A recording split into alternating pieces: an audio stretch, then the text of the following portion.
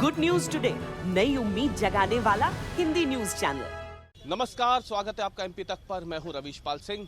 मध्य प्रदेश की तमाम महत्वपूर्ण राजनीतिक खबरों के बीच हमें ये नहीं भूलना चाहिए कि कोविड के मामले एक बार फिर से बढ़ रहे हैं और इसीलिए आज हम आपको एक बार फिर से आगाह करने आए हैं कि आने वाला समय और ज़्यादा लापरवाही ज़्यादा बरतने पे खतरनाक हो सकता है। इसीलिए अभी से सावधान हो जाएं क्योंकि मध्य प्रदेश में एक बार फिर से कोरोना डराने लगा है।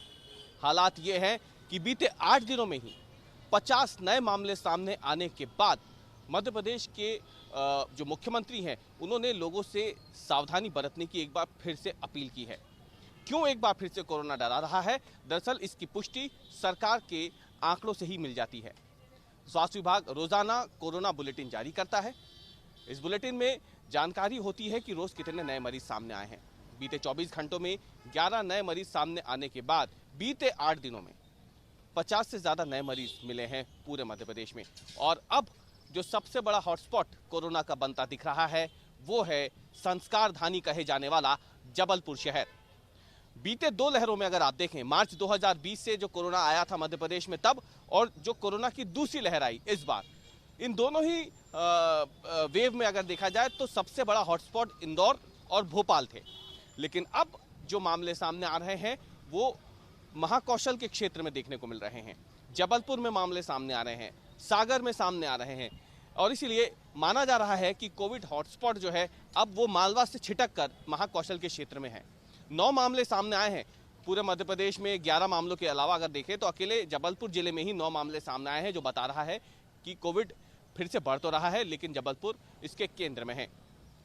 इसके साथ ही हम आपको ये भी बता दें कि भोपाल और इंदौर में अगर देखा जाए तो मामले कम हैं। इंदौर में क्योंकि वैक्सीनेशन बहुत तेज़ी से हुआ है और देश के उन शहरों में शुमार हो गया है इंदौर जहां पे 100% पहले डोज का वैक्सीनेशन हो चुका है।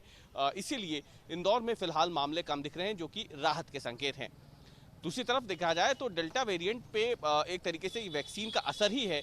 जो इंदौर की अगर हम बात करते हैं तो वहाँ पे इतने कम मामले सामने आए, लेकिन जो रिपोर्ट हमारे पास आई है उसके मुताबिक जो सबसे बड़ी चिंता की बात है वो है एक्टिव केसेस का लगातार बढ़ना।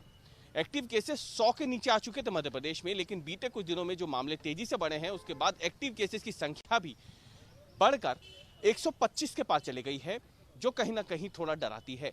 हालांकि अभी ऐसी स्थिति नहीं बनी है कि मध्य प्रदेश में बेड की कमी हो या ऑक्सीजन की कमी हो, जैसे कि हमने दूसरी लहर में देखा था जब रोजाना हजारों मामले सामने आ रहे थे और एक्टिव केसेस भी लगातार बढ़ रहे थे, जिसके चलते अस्पतालों में पैर रखने तक की जगह नहीं थी, मरीजों को दाखिला नहीं मिल रहा था।